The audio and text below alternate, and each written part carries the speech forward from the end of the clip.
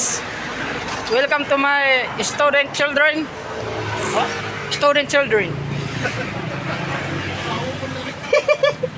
So ayun guys, ang pinoproblemahan namin dito kasi yung pagkasintada namin, paano namin nililipat ang itong tinatawag na metro sa tubig. Diyan, umalis ka na. Ikaw ba gumagawa dito? Ito na hindi namin alam, hindi alam paano ililipat nga ba to, sinong magaling dyan, nga kayo dyan. Siya ang nagkasintada, si Marlon, ang pinakamagaling sa Pinas.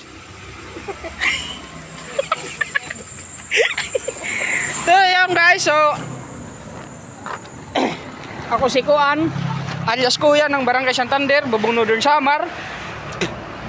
Dati nga barumbado, yan ang nagbago na, di na nainom. Mga 5 days bago maka-slab kasi matagal, maraming gagawin.